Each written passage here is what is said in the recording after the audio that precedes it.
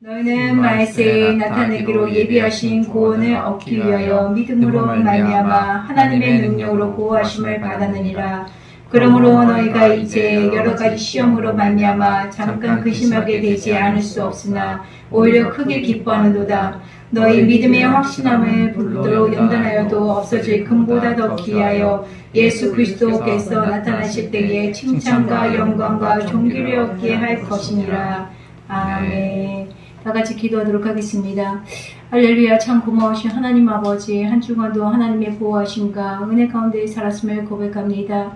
오늘도 주님의 존전 앞으로 이렇게 인도하여 주셔서 하나님의 귀한 말씀을 듣게 하심에 감사드립니다. 이 시간 우리의 심령의 귀가 열려지게 하셔서 하나님 귀한 말씀이 선포되어질 때 이 말씀을 아멘으로 하답하게 하시고 이 말씀 붙잡고 세상으로 나아가 세상을 변화시키는 데 쓰임받는 하나님의 자녀들 되어지게 하여 주시옵소서. 이 모든 말씀 살아 역사하신 예수 그리스도의 이름으로 기도드렸습니다. 아멘. 오늘 말씀의 제목은 고난 가운데 승리자가 되자입니다. 오늘 말씀의 제목이 뭐라고요?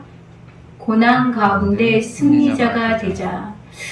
오늘 우리가 봉독한 이 베드로전서는 로마의 네로 황제라고 들어보셨죠? 예전에 영화도 있었잖아요. 그쵸? 네로 황제의 기독교 박해가 본격적으로 시작될 즈음에 기록되었습니다. 아마도 AD 64년에 있었던 로마의 대화제를 그리스도인의 소행으로 몰아 박해한 것을 경험한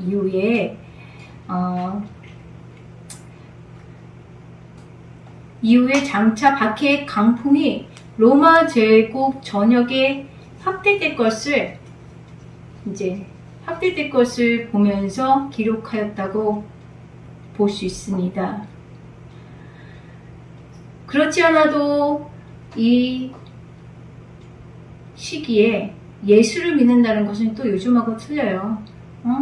어렵고 힘들고 그리고 식민지에 또 노예로 있었던 사람들에게 성도로 부르심을 받아서 예수를 믿는다는 신앙의 자유가 없는 곳에서 예수를 믿는다는 것은 예수를 믿기 위해서 이 삶을 살기 위해서는 경제적으로나 사회적으로나 불이익을 감수할 수밖에 없는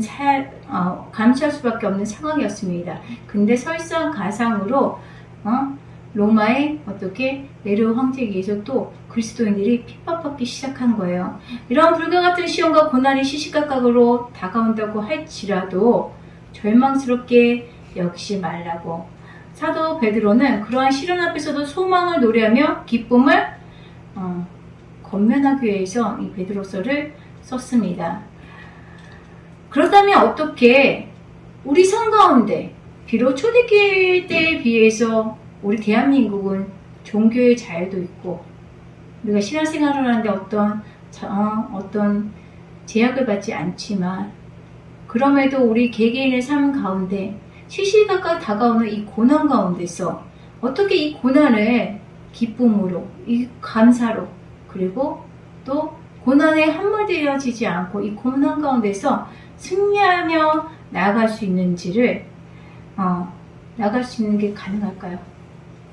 오늘 말씀을 통해서 우리 성도들에게 다가오는 고난과 환난의 의미를 바로 먼저 알고 그리고 어떤 사람들에게는 절망과 좌절 외에는 아무것도 가질 수 없는 이 고난과 환난이 성도들에게는 전혀 다른 의미를 가질 수 있다는 것을 오늘 본문 말씀을 통해서 고난 중에 있는 모든 사람들에게 힘과 용기를 주는 소망의 서신이라는 이 별명을 얻었던 이 베드로전서 말씀을 통해서 살펴보도록 하도록 하겠습니다.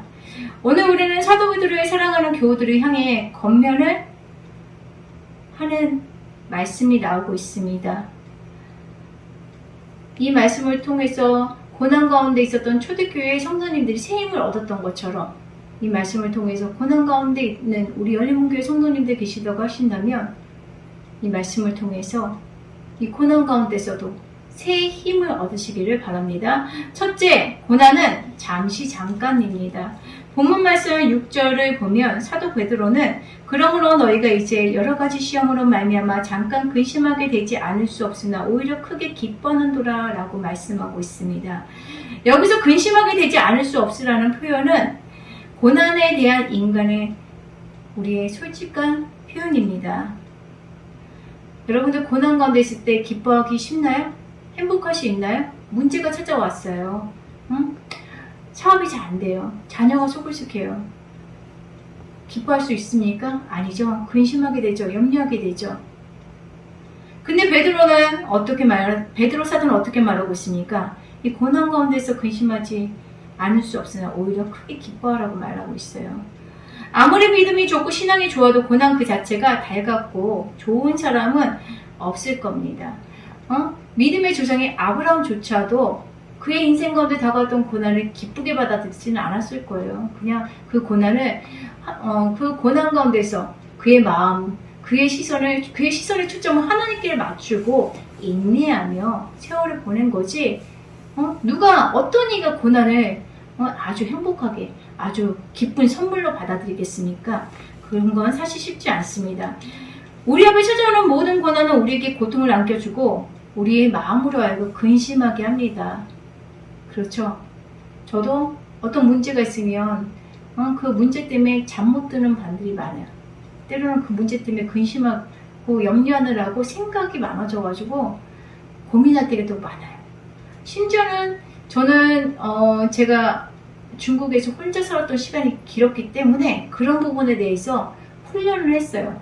훈련을 해서 근심, 염려, 걱정, 문제들 때문에 함몰되어지지 않고 나의 일을 하는 거에 훈련이 되어졌음에도 불구하고 최근 몇 년 동안은 이게 점점 양파 껍질 벗기듯이 아니면 쓰나미에 몰려오듯이 계속 문제가 오는데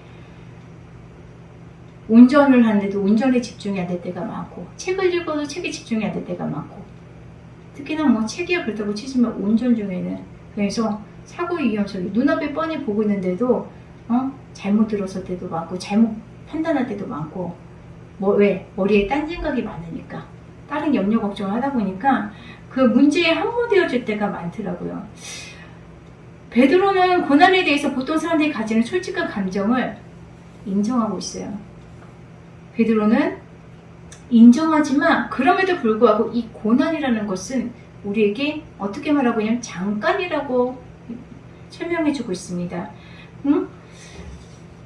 이 고난을 말미암아 근심에 잠기지 않고 오히려 우리에게 기뻐하라고 얘기하고 있어요. 쉽지 않죠. 고난 가운데인데 어떻게 우리가 고난에 함몰되어지지 않고 기뻐할 수 있습니까? 여기에서 말하는 잠깐에 해당하는 이 원어는 며칠을 나타내는 표현입니다. 그런데 실제로 우리에게 다가오는 고난은 며칠 만에 끝날 수도 있지만 때로는 몇 달, 그리고 몇 년, 그리고 제가 이렇게 기도원에 가보면 수십 년이 걸리는 경우도 많아요. 수십 년에 거쳐서 이 문제가 해결되어지지 않아서 기도하는 경우도 많습니다. 우리 인천에 계신 노월태 목사님 같은 경우도 그 아드님 문제로 수십 년을 기도하셨어요. 수십 년을. 또 저한테 기도 부탁하실 때 그 동생분에 대해서 기도 부탁하는데 그 동생분의 남편이죠. 수십 년을 음란 문제 때문에 음란부터 해가지고 일을 안 하신다고 하더라고요. 그래서 혼자서 생계유지를 하면서 자녀들을 키우셨어. 근데 그 문제를 해결이 안 돼가지고 언니 목사님한테 기도와서 기도 부탁하시고 때로는 이제 울분이죠. 왜 하나님은 해결해 주지 않느냐고, 왜 하나님은 저를 그렇게 앞두고 나를 이렇게 고통스럽게 앞두시냐고 화를 내실 때도 있고 그렇습니다.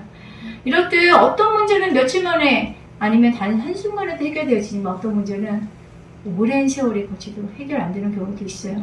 또 어떤 문제는 제가 살아가면서 보면 한 대에 안 끝나고 두 대, 세 대에 지나갈수록 몇 대가 흘러가도 그 문제 가운데 살고 있는 가정도 많이 봅니다.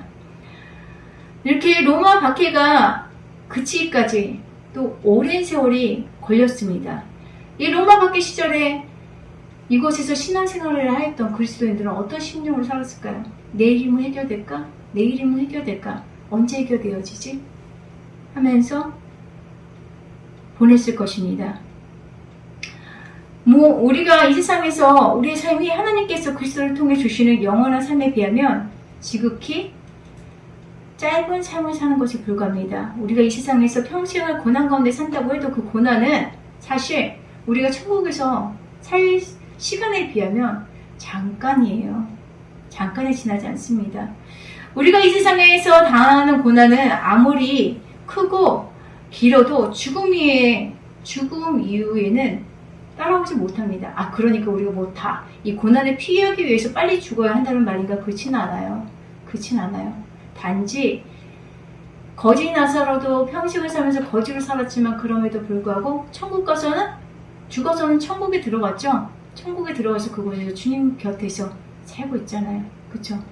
우리는 첫째는 소망을 어디에 둬야 합니까? 하나님께 둬야 합니다.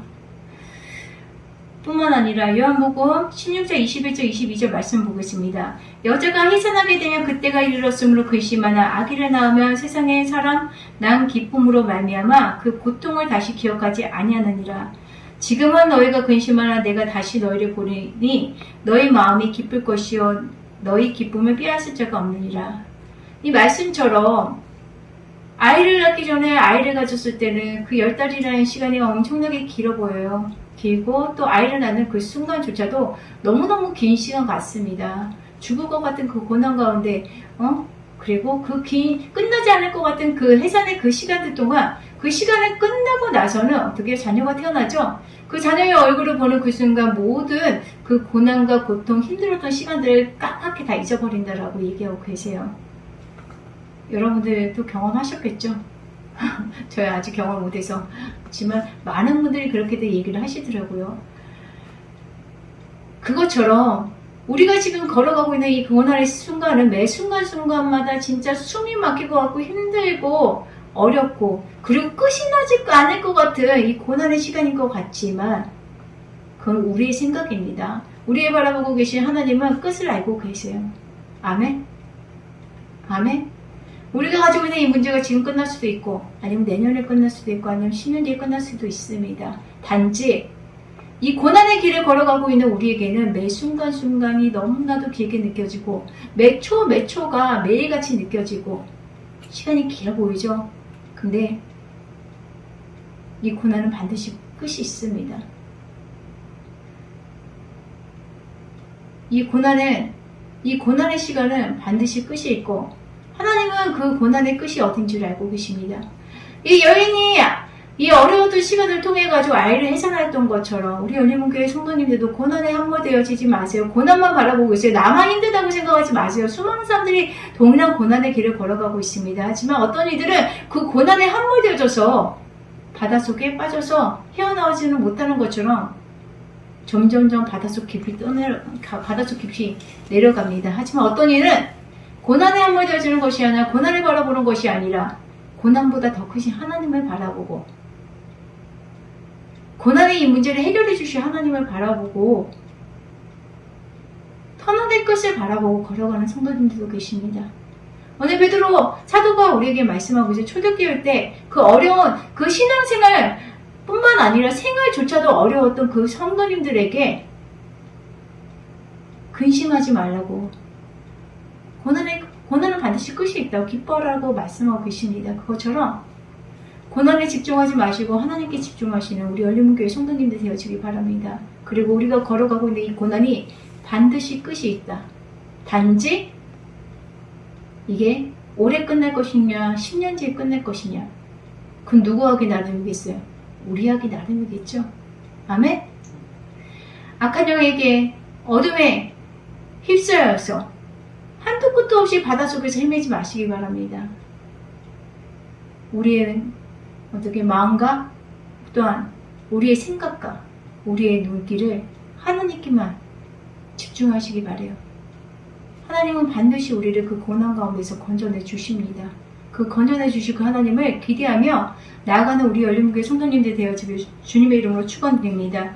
둘째는 고난은 연단입니다. 7절 상반절을 보면 너의 믿음의 확신함은 볼로 연단하여도 없어질 금보다 더 귀하여 라고 말씀합니다. 이 말씀에 사용된 연단이라는 표현은 단련이라는 의미와 테스트라는 두 가지 의미로 생각할 수 있습니다. 먼저 전자의 의미, 그러니까 단련이라는 의미를 살펴보면 표준세 번역은 7절 상반절에 보면 여러분의 믿음이 연단을 받아서 순수하게 되면 불로 연단하여도 마침내 없어지고 많은 금보다 더 귀한 것이 됩니다라고 번역합니다. 즉 고난은 고난의 단련을 가정을 통하여서 귀하고 순수한 믿음을 얻게 되는 것입니다. 여러분, 사랑은 고난을 통해서 그 신앙의 인격이 더욱 성숙해질 수 있습니다. 우리는 고난을 통해서 세상에 속하였던 헛된 욕심, 허영심, 가증스러운 위선, 그리고 명예욕, 그리고 교만, 거짓, 나쁜 습관들과 같은 이런 불순물들을 우리의 삶 가운데서 깨끗하고 순수하게 만들어지는 것을 경험할 수 있습니다. 하나님이 우리에게 고난을 주시는 것을 고난에 함몰되어져서 이 고난의 바닷속에 빠져서 인생 끝내라는 의미가 아니에요. 하나님의 사람으로 변화되어지기 원하시는 거지. 이 고난을 통해서 우리 안에 있는 이 나쁜 불순물들이 정결하게 되어져서 이 땅에서 그리스도인으로서 하나님의 자녀로서 아름다운 모습으로 살기 원하시기 때문인 것입니다.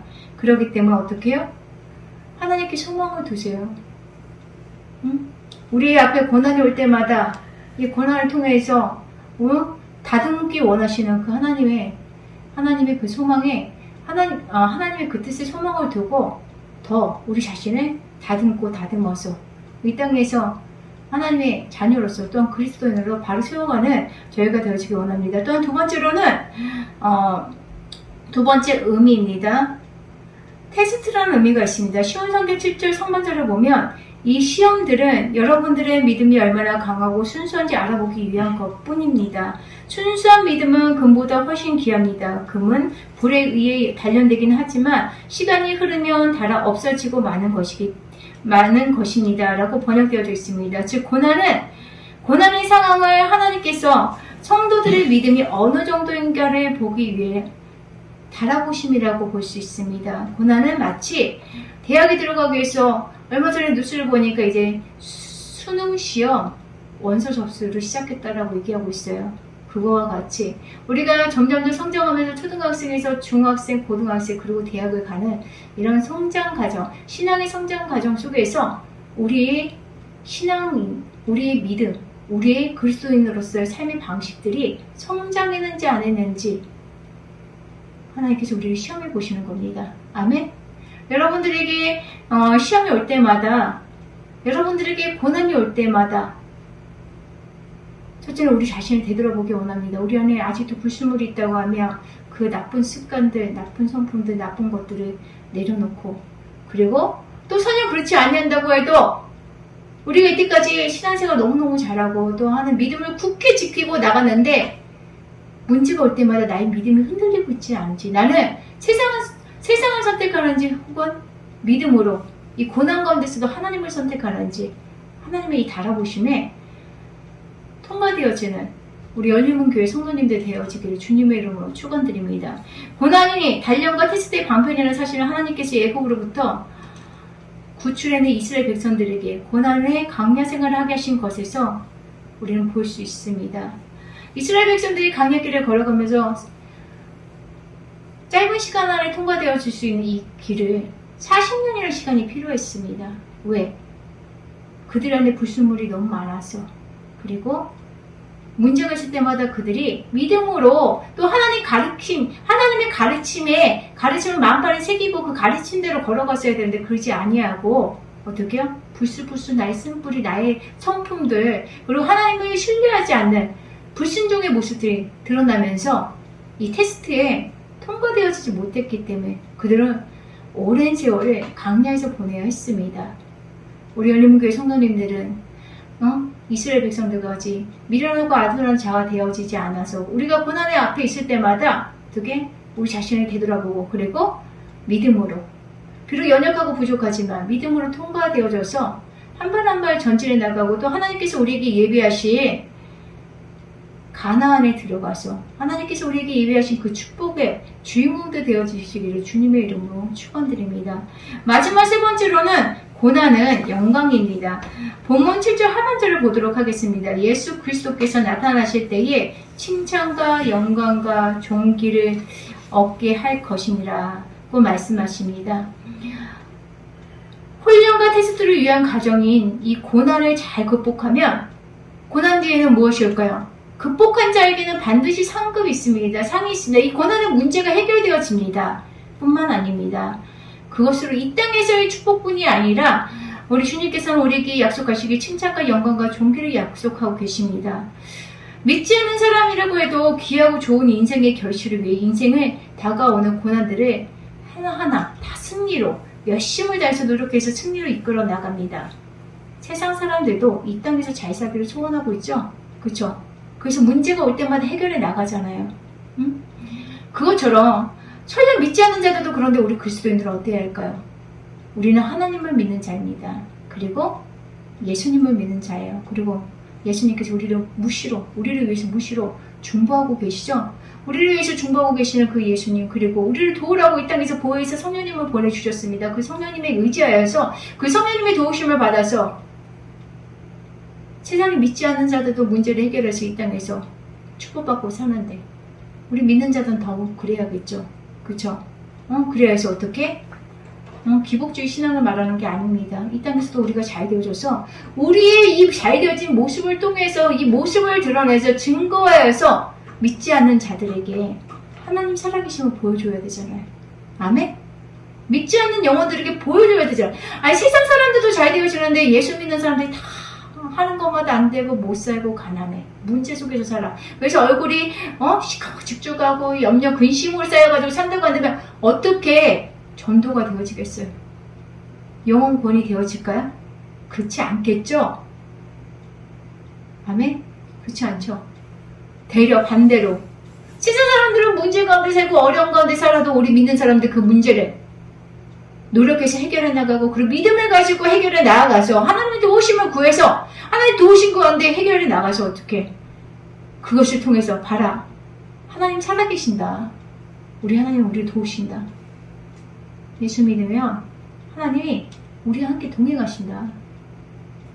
증거해야 되잖아요. 아멘? 거지 나사로와 같이 죽어서만 천국에 가는 것이 아니라 이 땅에서도 우리 열린문교회 성도님들 한 사람 한 사람이 이 땅에서도 고난에 함몰되어지지 아니하고 고난의 이 문제를 해결받고 문제를 해결하는 자가 되어져서 이 땅에서 갈렙과 같이 여호수아와 같이 하나님의 큰 일꾼으로 쓰임받는 자들 되어지기를 주님의 이름으로 축원드립니다. 영국의 대형 여객선 스텔라호가 한밤중에 암초에 부딪혀 난파하게 되었다고 해요. 급하게 선원들이 관객들을 대피시키고 구명보트를 준비했지만 대부분의 사람들이 죽거나 실종됐고 그나마 구명보트에 탄 사람들도 해류에 쓸려서 뿔뿔이 흩어지게 되었습니다. 그 중에 12명이 탄 한 보트가 있었는데 이 보트에는 한 유명한 여가수 마가렛 윌리엄스가 타고 있었어요. 이 스텔라호가 이렇게 난파된 상황 가운데서도 이 마가렛이라는 이 여자 가수는 일어나서 찬송을 부르기 시작하였다고 합니다.